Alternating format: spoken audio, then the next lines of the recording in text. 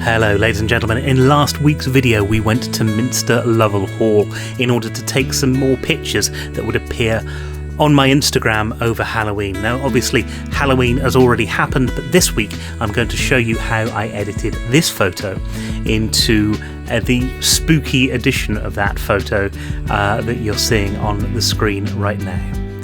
I'll see you after this. Okay, so I have been waiting a little while to do this video because the Minster Lovell thing was actually a few weeks away from me.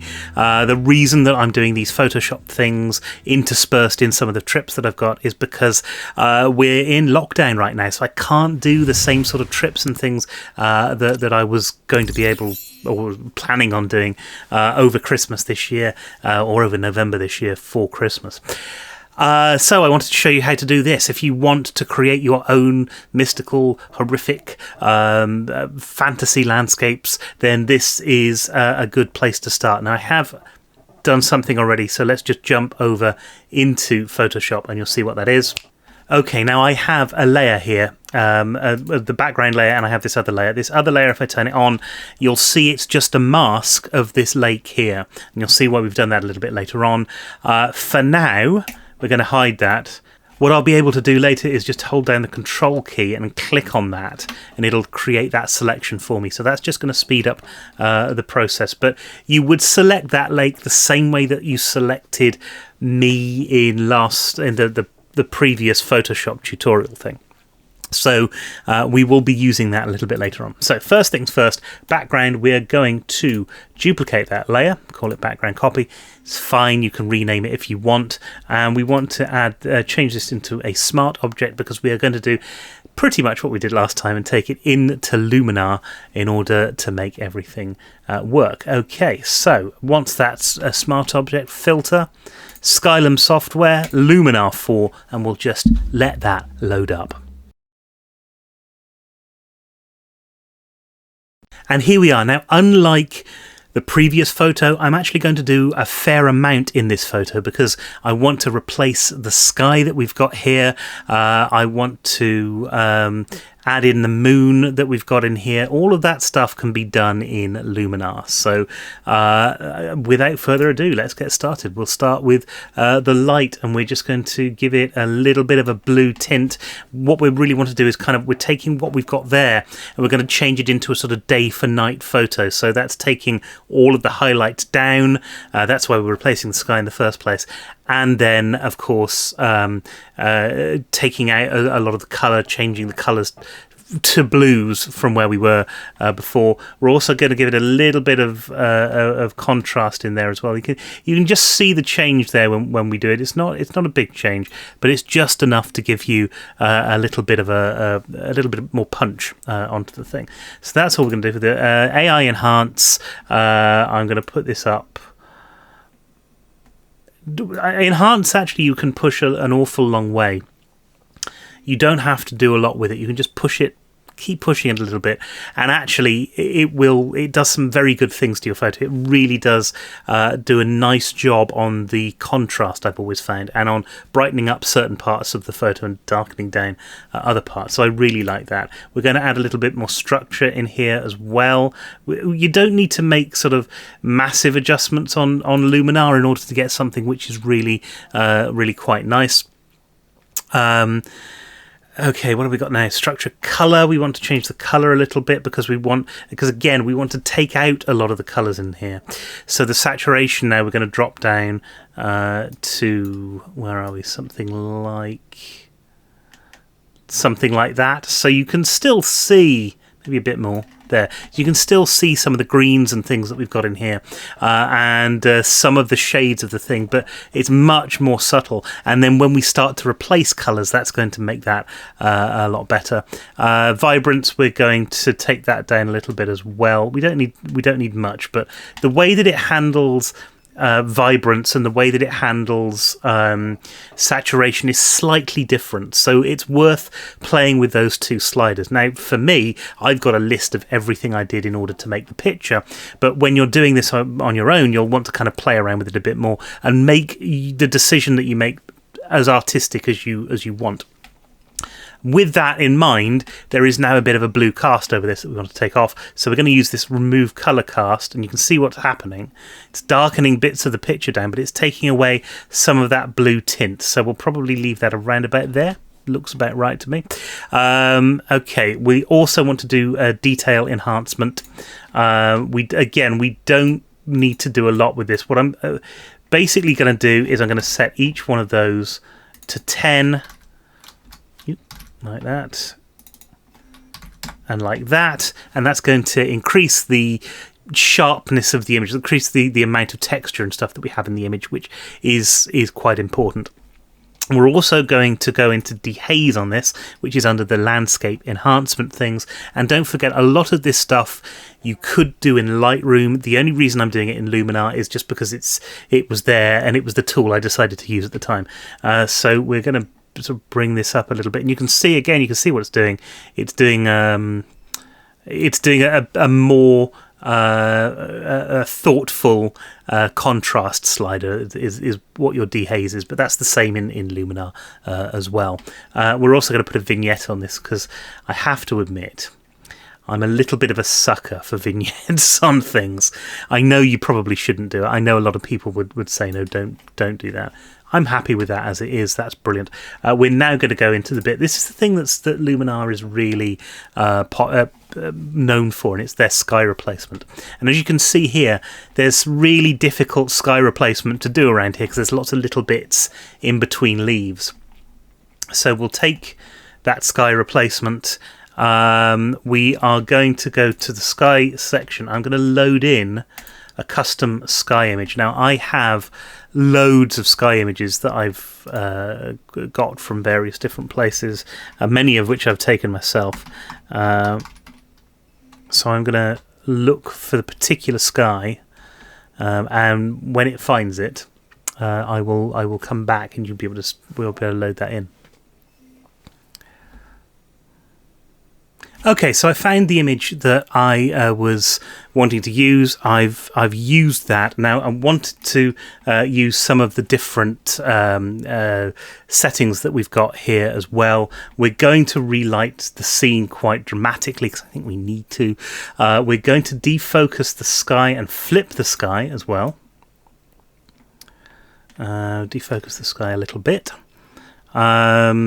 We want to add in some haze on this, and we want to add in to take the exposure down on this, because again, like I said, it's meant to be nighttime when we're doing this shot, so that is what that's for. And that's about it. The next thing we want to do is add in an augmented sky. We're going to add in Moon 2, which comes with Luminar. Now, normally, if I wasn't doing something like this, if I was doing a landscape photo, you know, straight out of the box, I wouldn't use this. But there are certain circumstances where actually using stuff like this is perfectly fine. And largely I find that tends to be when you have got you've got sort of these fantasy scenes that you want where it's clear that the photo that you're creating isn't meant to be a representation of the world around you. Although I think there are various different times when this is actually going it'd be all right. Anyway, we'll place this object because it puts it right in the center, and we'll shift it over here, and you should be able to see soon. There we go. We've got the moon coming out from behind those trees. I want it a little bit behind the building. That's about right. That's where I want it. Okay. Dramatic. We're going to add some drama into this, where we're just going to push this up, see what it does to it. Yeah, that's brilliant. So you see, it's making some of these bits, some of the lighter bits a bit lighter, and just go with it. Mystical we're going to add to it because obviously this is sort of a mystically sort of scene. So again, we'll push that up like that and see what it's doing to it. Yeah, okay, that's good. That's what I was after. I also wanted to add the autumn effect. Now, if you're in Luminar 4, because this is before AI has been released when I'm recording this, then you want to go into portrait mode, auto effect, and you've got type 1 and type 2 you can choose from. We're going to use type 1, and we're not going to do a lot of it. We're just going to give it a bit, just to give it that little bit of an effect. It does make a bit of a difference. You might not be able to see it on screen because it is actually very subtle. But when you get the overall image, all of these effects sort of layer on top of one another to actually make it really worthwhile. Okay, the last thing I'm going to do is in this Pro section, and we're going to give it a photo filter, and that's going to help to bring some of the colour out. So we want to put this on quite a big amount. We're going to let's see what. There we go. We're going to give it that colour, but we're going to take this saturation down again, because, like I said, a lot of these colours, if you're doing day for night, and what we've got here now is essentially day for night, so a lot of these colours need to be desaturated in order to make them look good. That's it. That's where we are. That's where we should be. We will apply that, and I'll see you back in Photoshop when this is done.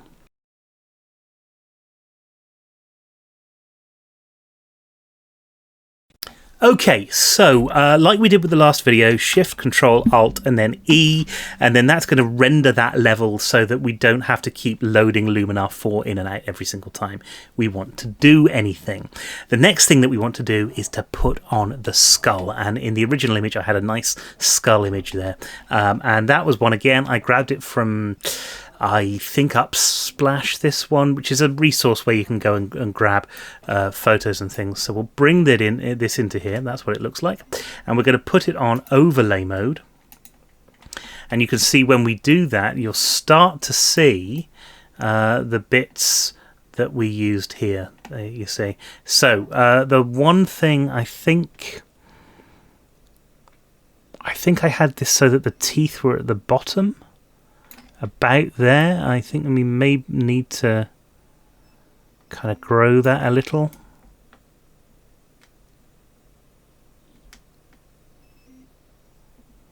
And one of the teeth should be over there. Okay, that's better. That's better. Okay, so now we've got that on there, we've got that positioned. What we want to do is make it look like it's actually part of the building. And actually, that's pretty simple to do. We'll do what we did last time. We're going to go up to Layer and then a Layer Mask there. And we're going to hide all. So that's just going to hide absolutely everything. We will take our brush, and then using white, if I do that, you'll see that it's going to bring bits of the skull through. So we'll make a small brush here, and then we're going to start painting in those elements of the skull that we want to come through. And we don't want it all through. Ooh, excuse me. We don't want it all through, but we want a good portion of it through so that it gives the effect that we were after. And then we're going to paint out other bits.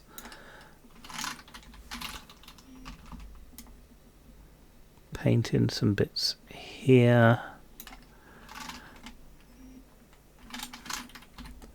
And I'm just using the X key now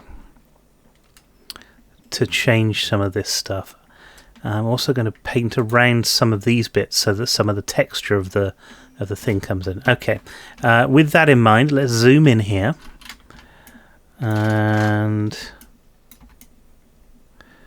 we want to take this bit, which is where that window is, and make sure that that's not part of this. And we want to take this bit out because that looks a bit odd, and this bit as well looks a little bit odd, but the rest of this I'm pretty happy with. I think maybe there, and there we have our skull superimposed onto the background. Again, really pretty happy with that. But again, we're going to have to do this Shift, Control, Alt, and E, and that's going to render a new version of this. And that version of this, if we just show only that layer, has got the skull attached to it as well. And that's because we're going to be doing something else with the neural net. So right-clicking on here, we'll convert that to a smart object. Converting to a smart object means that if we make some changes or want to make some changes to it later on, we can just go back into those smart filters and change them however we want. So that's really non-destructive editing, really, really useful. We are going to go, first of all, we're going to go into Camera Raw. So we will go to filter, Camera Raw filter, which is nice, and we're at this point we're going to give it all the color that it had before, so it had a really sort of nice brightish color to it. We'll start off by increasing the highlights that we've got here, so I'm going to push this up, and you can see I can push up the highlights. We don't want it up that much, but we can push up the highlight. If I take it to its extreme, and then only the highlights are going to brighten up, and it means that the rest of the photo is still quite dark, like you would expect from a sort of Halloween sort of shot. But we will put that up to something like that, perhaps, because it doesn't need to be a massive difference, but it just does need to have that difference on it. Texture, we're going to bring up the texture here as well. Again, probably to about there, because we want it to be nice and feel like a sharp, crisp image. The other thing that we're going to put some fog on here in a second, and the problem with putting fog on a picture like this is that it's going to lose texture as we do that. So adding that texture on beforehand is just going to give us the balance that we need to make this work properly. Okay, now it's onto the gradients, and Camera Raw works like Lightroom, and you have these brilliant gradient filters. So if I can go onto here, and I'm just going to take a gradient, I'll make a small one, and we will just drag it across here because we want this to apply to the whole image. But I want this to be a little bit more discerning in where it's being placed. So we'll do that one first. This one we're going to use some dehaze. I don't know why this has got some settings set. Okay, right. First of all, we're going to dehaze a little bit, minus probably about 30 on that, and you can see what's happening is it's starting to give this effect of having a fog on without us having to do anything with the kind of the volumetric fog that we've got access to as well. So we're going to dehaze a little bit there. We're going to push our saturation up a little bit as well, and I think we want to change this hue that we've got here as well.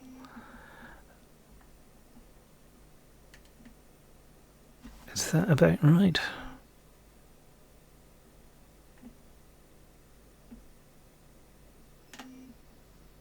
That's what I want. I want this nice teal sort of look to it, because I think it really pulls the image together.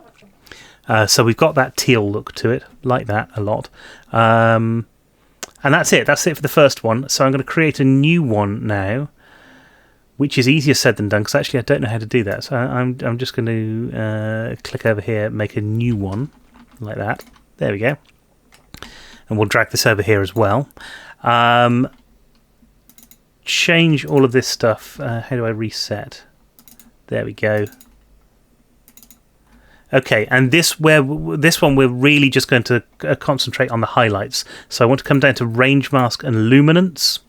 And I want to pull this down. In fact, if we're going to visualize this, we're going to pull this down until we're seeing, you see which parts are getting highlighted are just these really, really bright parts of the photo. Okay, so that's all that we're going to be working on right now. And we're going to push our exposure up because we want those areas slightly more brighter. So it really brings up that kind of fantasy look to the whole thing, which is what I really like. We're going to give it some more clarity because it's in these bits where you really get to see the texture of the thing come through. And like I said, we'll be adding a fog to it, so that's going to make a bit of a difference. We're going to add in some hue again. Which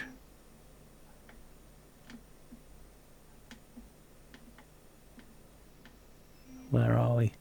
Which just colours those highlights a little bit, so you don't get anything that's too white. And then that's it. I think that's everything we've done. So let's take those off and you can see what it's like. The first one takes this and we've got a sort of red cast on it, and you can still see some of the other colours underneath, and this just gives us our basic colours. It's just giving us that hue in the shadows. This next one highlights all of those bits. You can see straight away what that does. Look right from there, and then straight away open up there, and you've got so much more interest in there. Okay, so let's go OK on that, and that's going to give us this camera raw thing. Okay, excellent, like that, liking it a lot. Next, I want to give it some fog. I wanted to add the neural fog to it. So this is a new filter, the neural filters that we've got in Photoshop now. The neural fog is a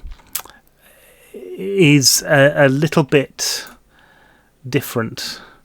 So with depth aware fog, we're going to turn that on, and we're going to say, well, you have to let it do its thing. We're going to say we want this at 42, and then we're going to change the warmth on here as well to -5. Okay. All right. One final thing I want to do here is apply another camera raw filter over here. Okay, and we're just going to take a thing here like this. We'll reset all of these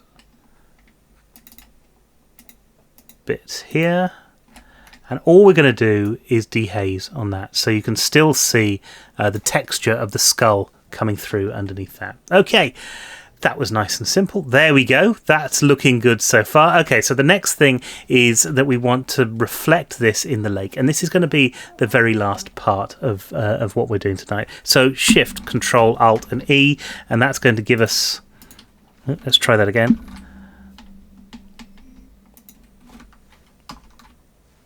Hello, that's not working. Oh, I've not got anything else turned on. That's why.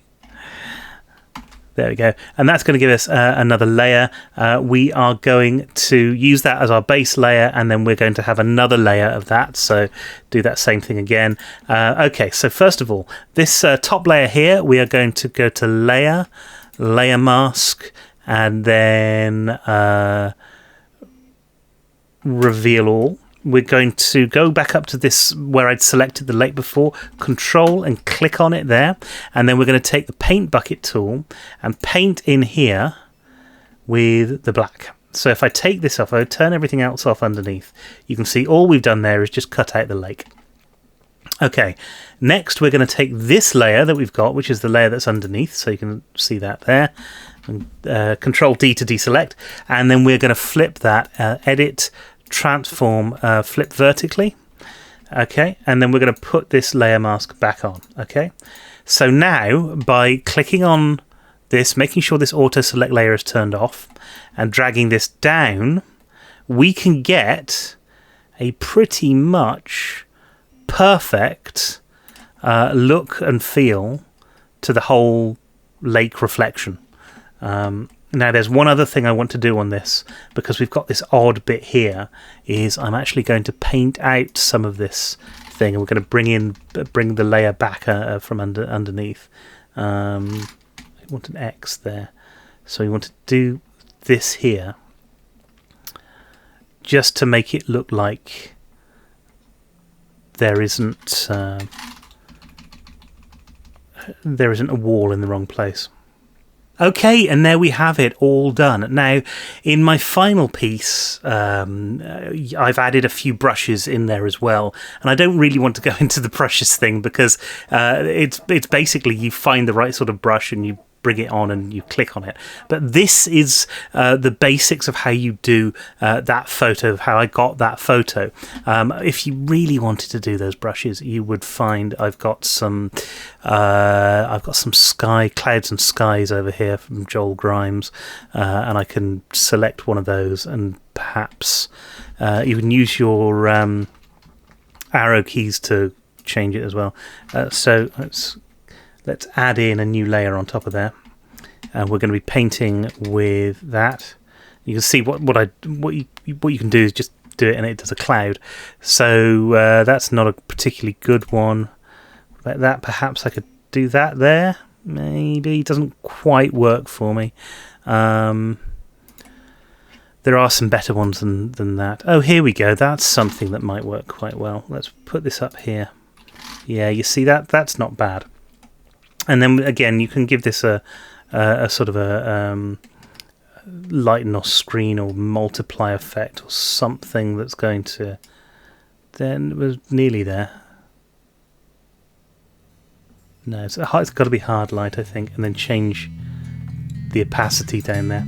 And then you can also, if you wanted to go back onto the brushes that you were on before, go up to layer mask and reveal all, and then paint out any bits that you don't think are quite working. So you have this fog in the beginning of the thing as well. But that's basically it. And I hope you've enjoyed the video, and I hope that the use of these different tools and the way that you can put these things together has given you a little bit of an insight into how I created those Halloween pictures. That's it for the videos that I was going to create in November, so I'm kind of flying blind at the moment. Next week there should be a brand new photo trip, one that you have never seen before, and at the time of recording, one that I haven't seen yet either. I hope you've enjoyed this video anyway. If you're new here, please do give it a thumbs up. Also, if you'd like to, then please subscribe to the channel as well. There'll be more of this stuff coming up, I think, and possibly some other stuff as well. We'll see. Until next time, thanks ever so much for coming along, and don't forget, keep taking those photos. And of course, if you want to play on Photoshop as well, keep manipulating them as well. I'll see you next time.